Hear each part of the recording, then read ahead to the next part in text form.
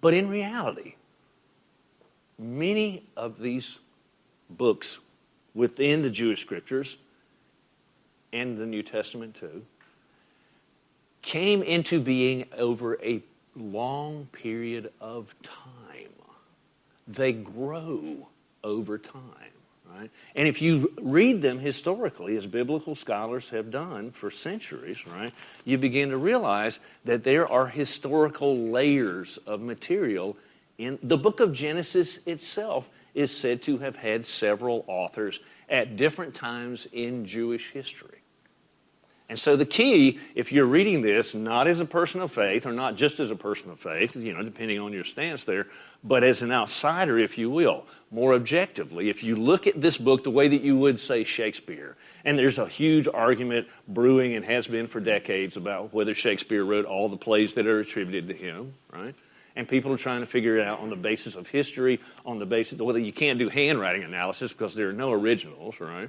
But the use of language, right? The intent behind the language. What is it that this person or these people are addressing in this context in Jewish history, right? What is it that they're trying to say, and why are they trying to say it? It's a fascinating study, and with no end of controversy, as you can imagine, right? Well, the reason that Jesus did not refer to the writings is because it had, in his day, that third section had not yet come to be seen as an official part of the Jewish scriptures. It was the law and the prophets, and it's only a couple of centuries later that the writings themselves become widely accepted as part of the Jewish scriptures. And this is where we have to start. This is where we have to start with history, yes. They were written after Christ? The writings, they were written before. But not officially accepted, right? Yeah. Thank you for asking. Well, let's run through a very quick history of the Jewish people, shall we?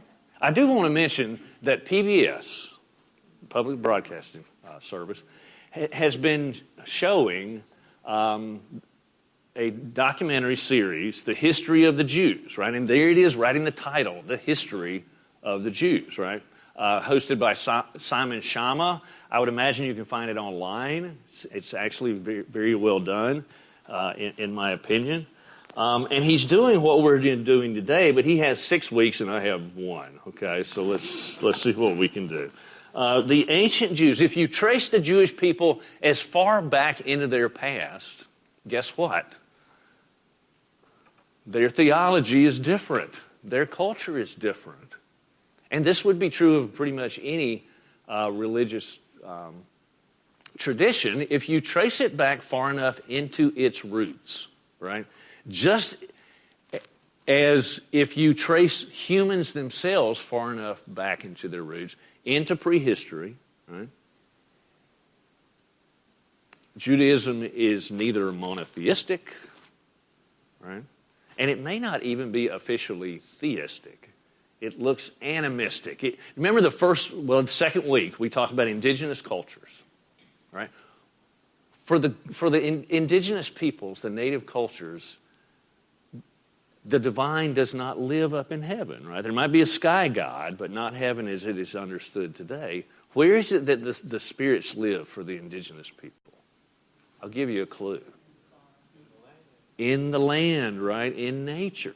And if you read the Jewish scriptures, again, not as an insider, but as an outsider, you see all of these many, many different names for God, and many of them refer, for instance, Abraham, he's the first patriarch we want to talk about, and I have to ask, where are those matriarchs?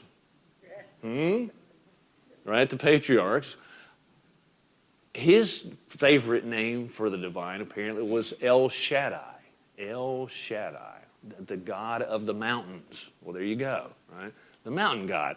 And scholars see that as an indication that we're actually talking about nature gods. Now, there are some Jewish students in my classes who were quite surprised to find that Judaism was not necessarily always monotheistic. If you read the history objectively, Judaism becomes monotheistic. It comes out of this different background. And this is what we want to trace today. Eventually, it becomes a monotheistic religion. Right? Abraham, great patriarch. I don't have time to say much about him.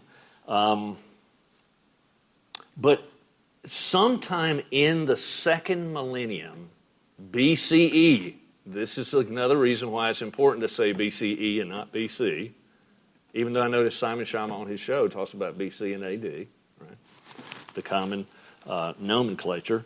The Jews migrated into an area, and they were originally nomadic peoples, right? I mean, they were indigenous peoples, right? Wandering in the Middle East. Eventually, they settled in an area that came to be controlled by ancient Egypt. Now we're getting on familiar turf from some people, right? Can you see what's coming, right? Ancient Egypt. Eventually, they are enslaved by the Egyptians, and they remain that way until guess who comes along? Who is it that saves them? It is Moses, right? This is where Moses steps in. Now, there are those who claim that Abraham should be considered the historical founder of Judaism. And that is all well and good. For me, it is more Moses, right? If you're looking for someone, and I say Moses because it seems to me that under Moses, Judaism really crystallizes into what we understand it as today. It is Moses who offers monotheism to the people. And let's look at how. Now, you're familiar with the story, I'm sure. Moses goes, they've been wandering in the desert for 40 years, right? For 40 years. Do you think Mrs. Moses at some point might have said, Moses, would you please pull over and ask for directions?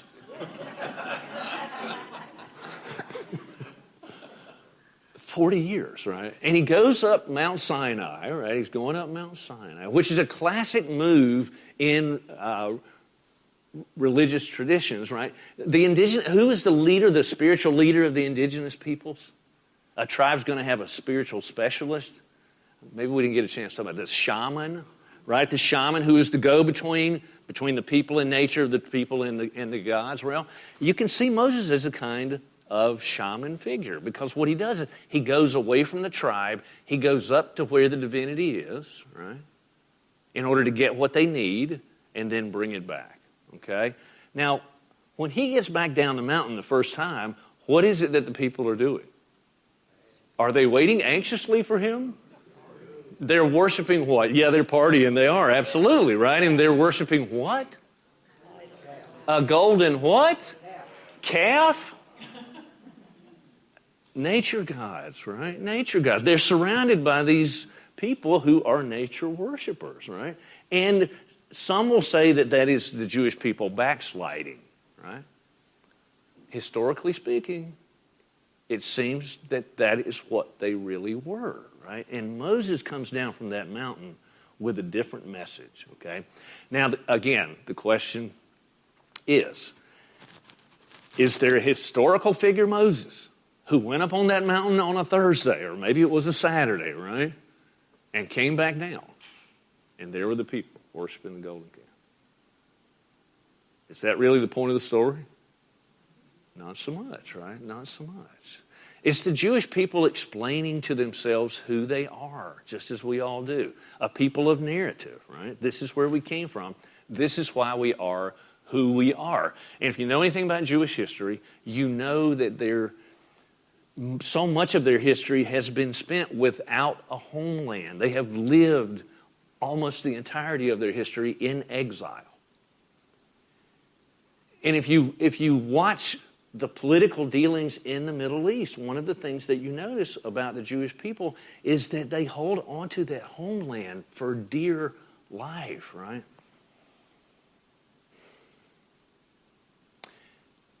Now, what do you do when you're in exile, right? If you are a people and you feel chosen by God, right? You feel chosen by God. What do you do to maintain that identity? It's easy when you have your own home. But when you're living among other people who are so different from you, many of whom do not like you, perhaps even persecute you, right? How do you survive that? That is at the very core of Judaism. It's one of the reasons why I find this religion to be and this people to be absolutely fascinating and just remarkable. The very fact that we are standing here, talking about the Jews, particularly after the Holocaust. Because if Hitler won that war, there would be no Jews. No. I mean, think about that, right? And it's not the first time in their history they were on the brink. Oh, and so, right, is this story maybe about the importance of maintaining a particular identity in the midst of a people who are different? You understand what I'm getting at? If you read it metaphorically and not literally, right, you might begin to get a different idea of what is happening here.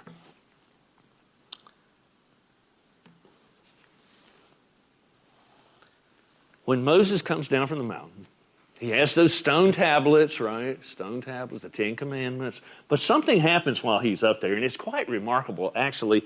And it is so typical of this Western understanding of the relationship of the human and the divine. For one thing, he has, well, I want to say a face-to-face confrontation is not the word, audience, perhaps, with the divine. But the scriptures say that that God would not even show Moses his face, because if he had, Moses would have been killed, right? And when Moses came down from the mountain, the people were so frightened of him because he was glowing, right, that they made him put a veil over his face to protect them. And he says this thing to God, which I find to be very understandable, right? If and when you ever have that audience, if you haven't already, right? What would you ask? And Moses is up there, and he's with this God that he realizes is the true God. And in the back of his head, at the very least, he knows he has to go back down that mountain and tell his people this, and he probably knows what it is that they're doing down there, okay? And so he asks, if I come to the people of Israel and say to them, the God of your fathers has sent me to you, and they ask me, what is his name? What shall I say to them? Does anyone know what God says? I am that I am. Could you be a little clearer? I am that I am, right? I am that I am. Tell them I am has sent you. There are several things about this quote that I find intriguing. One, I bet you didn't even notice. Moses says, the God of your fathers. What about the God of your mothers? Where are the women at? Right, there it is again. There it is again.